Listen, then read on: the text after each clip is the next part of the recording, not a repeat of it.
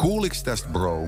Tiedätkö sen tunteen, kun oot huvipuiston jännittävässä laitteessa ja sydän hakkaa, mutta kuitenkin nautit vauhdista? Huvipuistot ovat paikkoja, joissa hauskuus ja adrenaliini yhdistyvät, mutta valitettavasti välillä se hauskuus menee pieleen ja tapahtuu jotain odottamatonta. Tänään mä kerron sulle 5 todella järkyttävästä huvipuisto-onnettomuudesta, jotka on sattunut Suomessa. Nämä tapaukset ei ole mitään kevyitä, mutta ne muistuttaa meitä siitä, kuinka tärkeää on huolehtia turvallisuudesta huvipuistoissa. Kuuliks tästä, bro? Nyt mennään syvemmälle. Ensimmäinen Linnanmäki, vuoristoradan vaunu irtoaa vuonna 1990. Linnanmäen vuoristoradalla sattui vakava onnettomuus, kun yksi vaunu irtosi radasta kesken matkan. Vaunu liukui pois raiteelta ja pysähtyi useiden metrien päähän. Onnettomuus ei onneksi aiheuttanut kuolonuhreja, mutta useita henkilöitä loukkaantui. Tapaus herätti huolta vuoristoradan rakenteiden kestävyydestä ja johti laitteiden tarkempaan tarkastukseen ja tiukempiin turvallisuusmääräyksiin. Linnanmäki otti käyttöön parannetut turvavarusteet ja teki rakenteellisia parannuksia varmistaakseen, että vastaavia onnettomuuksia ei enää tapahtuisi. Toinen Särkänniemi, Tornado-laitteen korkea lasku vuonna 2000 Särkänniemen Tornado-laitteessa sattui vakava onnettomuus, joka nostatti huolta huvipuistojen turvallisuusstandardeista. Tornado on hurja laite, jossa matkustajat pyörivät ympäri ja kokevat jyrkkiä, nopeita laskuja. Tämän onnettomuuden aikana laite ei pysähtynyt odotetusti, vaan se suoritti äkillisen, liian jyrkän laskun, mikä aiheutti matkustajille pelottavan kokemuksen. Yksi matkustajista sai vakavia loukkaantumisia, mutta onneksi ei kuollut.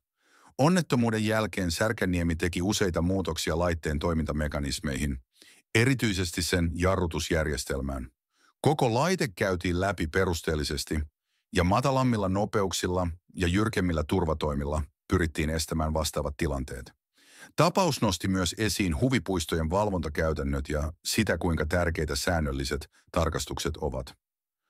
3. Tykkimäki, laitteen pyöriminen epäonnistui. Tykkimäen huvipuistossa Kouvolassa sattui onnettomuus vuonna 2015, kun pyörivässä laitteessa ilmeni vika, joka esti sen pyörimisen kunnolla. Matkustajat jäivät pyörimään yhdelle paikalle ja laite oli vaarassa kaatua. Henkilöstö reagoi nopeasti ja laite saatiin pysäytettyä ennen vakavampia vahinkoja. Tämä tapaus sai aikaan tiukempia tarkastusprotokollia ja kehitti huvipuiston pelastustoimia, jotta vastaavat tilanteet voitaisiin estää tulevaisuudessa. 4. Särkänniemi, laitteen pyörimisliike irtoaa. Särkänniemen huvipuistossa sattui onnettomuus vuonna 2015, jossa tunnetussa pyörivässä laitteessa yksi sen pyörivistä osista irtosi kesken matkan. Vaikka onnettomuus ei johtanut vakaviin loukkaantumisiin, se herätti huolta laitteiden turvallisuudesta ja huoltovarmuudesta. Tämä tapaus sai aikaan intensiivisiä turvallisuustarkastuksia ja laitteiden rakenteellisten muutosten suunnittelua, jotta vastaavat tapaukset voitaisiin estää.